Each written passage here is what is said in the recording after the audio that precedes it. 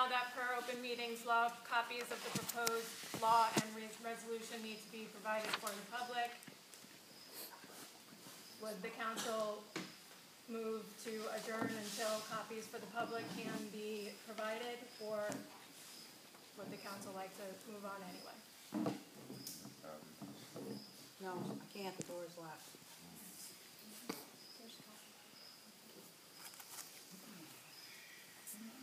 I'll make the motion to adjourn until the next regular board meeting. No, we're not. Do I have a We're second? not adjourning, we're going on. Okay. These were handed out last week, the last meeting. In that case, I will read the resolution that was adopted at the last meeting.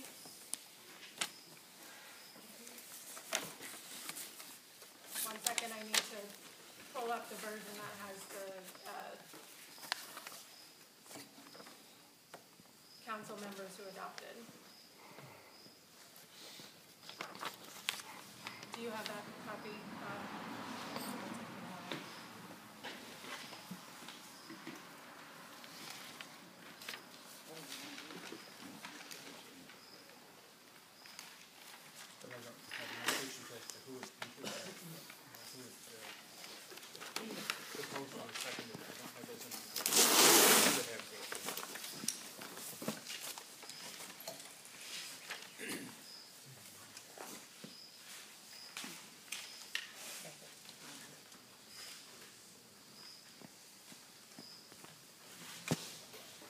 All right, Ricky Becker made the motion. Oh, wait a minute.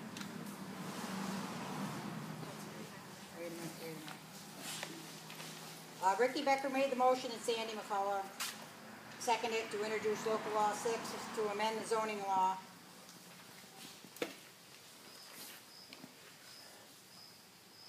Ricky and Sandy.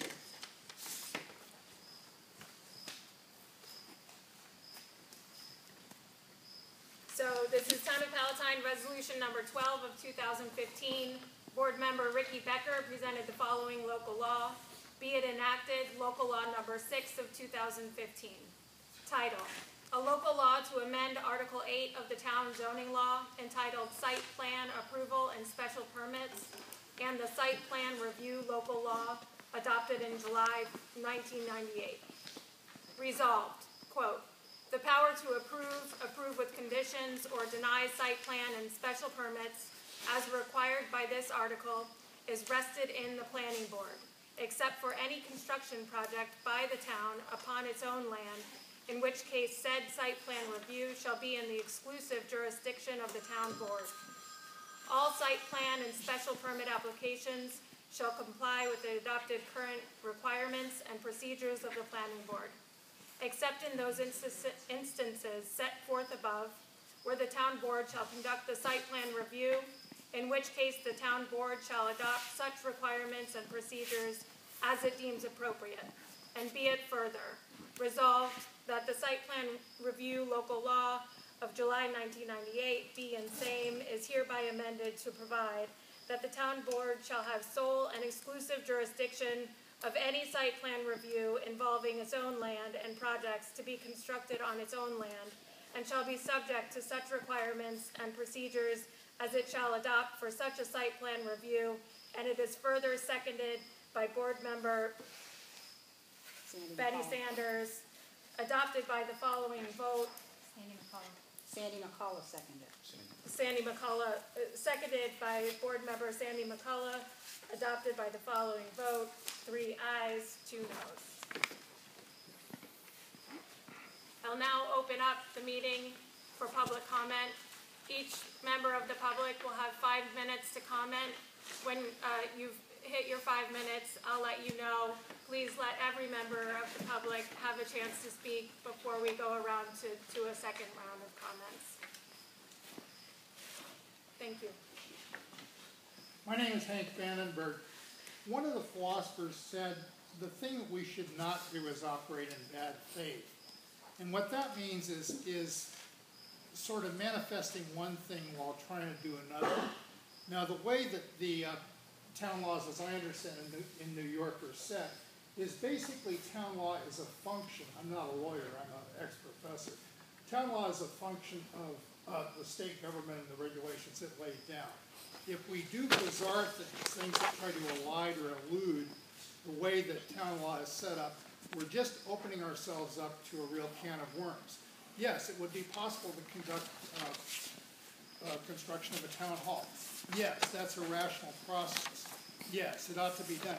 But if we do it, or if we decide not to do it, it has to be done in accordance with congruency with larger levels of government like the state, congruency with the town planning and county planning for Montgomery County.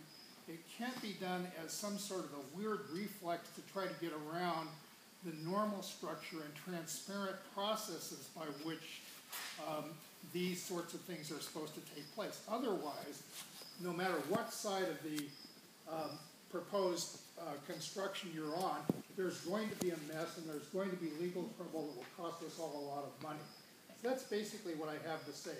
Let's slow down, make these processes transparent, make them subject to public review, and by that I mean public referendum. I don't just mean shooting our mouths off while people, and then people decide to do something else. I mean, let's really make this part of a rational process that's congruent with the way that the state of New York operates, rather than trying to do some wild-ass stuff that goes back to 1908, which is predicated on something that probably even came in before the standard laws for towns were even enacted. That's not going to work. There's going to be too much legal trouble, and we're all going to pay for it monetarily and with our emotional lives. So thanks. Thank you.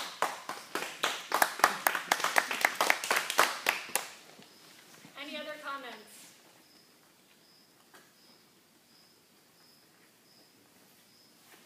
Hi, Donnie Yurden.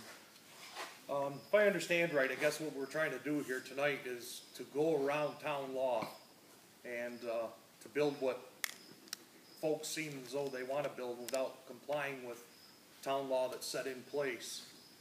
I mean, there's a lot bigger eggs to fry than, worried about the township. There's a lot bigger architects and designers and whatever.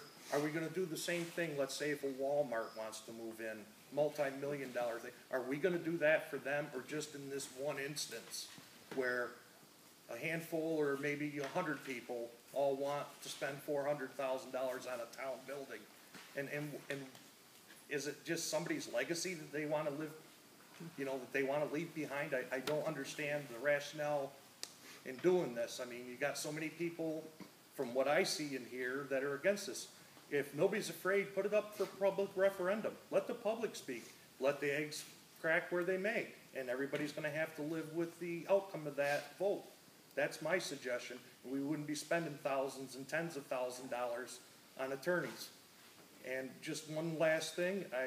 I know from being in the village, an attorney's not supposed to take over a meeting. An attorney's only supposed to advise the board, not take over the meeting, ask for motions and all that. So I've asked Mr. Subik to please refrain from doing that and let the town supervisor run her meeting. Thank you.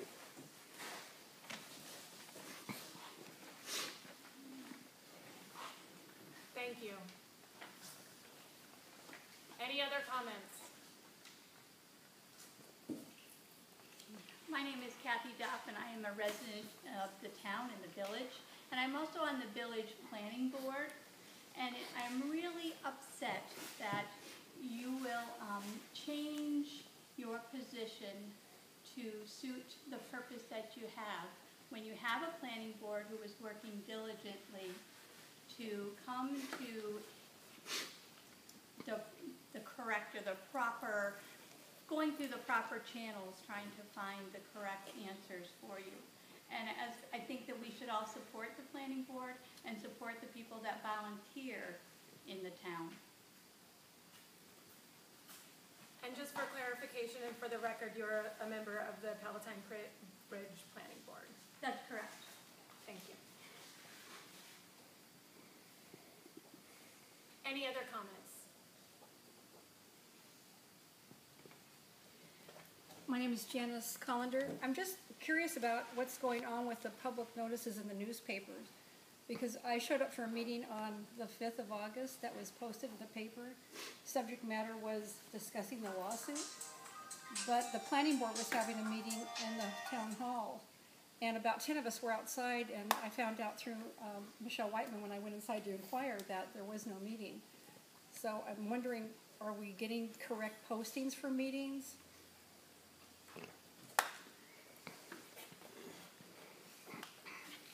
Thank you.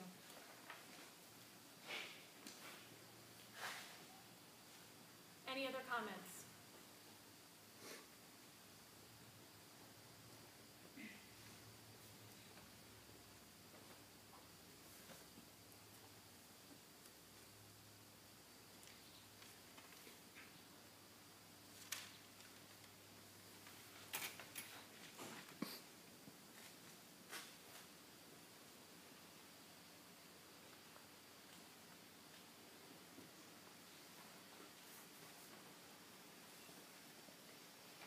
Any other comments before we close?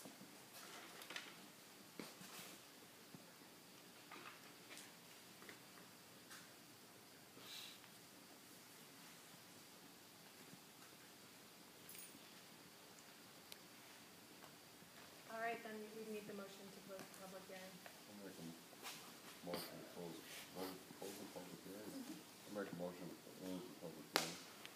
I'll second. All in favor? Aye. Any opposed? Any abstentions? I'm in favor. Thank you all for coming out tonight. That's it.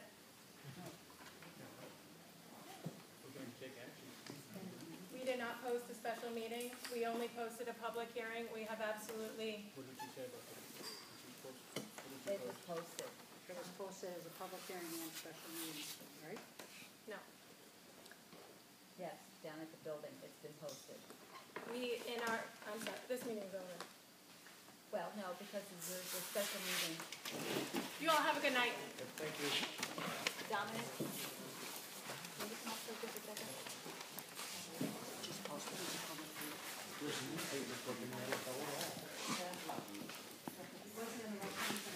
you have the site plan here right now? I'm sorry. We have the site plan here right now. I didn't hear a motion. I didn't hear a motion. There was no motion made to conclude the meeting, so it's not over. Where's your newspaper clipping? It'll tell right in the clipping. Well, just so you know, we didn't want, the newspaper made the mistake. The newspapers, It doesn't matter. It doesn't matter. If it's not posted, it's not a legal meeting. It was posted That's Robert's rules. downtown. Read It it. was posted Read it in downtown. Robert's rules. it doesn't have to be posted in a hell newspaper. it It only doesn't. has to be posted. Would you like me to read the legal notices here? I have it right In here. Robert's rules, it has to be posted. The open meeting law, public law number 104, requires notice of the time and place of a meeting to be held, posted conspicuously in at least one public location. Example, the town clerk's bulletin board. To be given to the news media at least 72 hours prior There you to go. any There you meeting. go. The news media, right there. There you go. Listen to what I have to say. Don't raise your voice, Linda. Then listen to what I have to say. This is the law. And I know the law too. At least 72 hours prior to a meeting which is scheduled at least a week in advance. And this meeting was scheduled a week in advance. Only has to be 72 hours because this meeting was already done at last week. Let me ask Where a meeting is scheduled less than a week in advance, notice to the news media and public posting must be accompanied to the extent practicable. Notice of town board meetings does not require publication of legal notice. Posting the notice of time and place of the meeting on town clerk's bulletin board and notification by letter or telephone to the local news media is sufficient to meet this requirement. It may be advisable to keep a book or log for entry of the date, time, and name of person who actually furnishes the notice to the news media. If you provide the media with copies of your meeting notice, perhaps with a list of tentative agenda items, they may choose to carry a story or notice of the time and place of the meeting as a service to the readers or listeners, which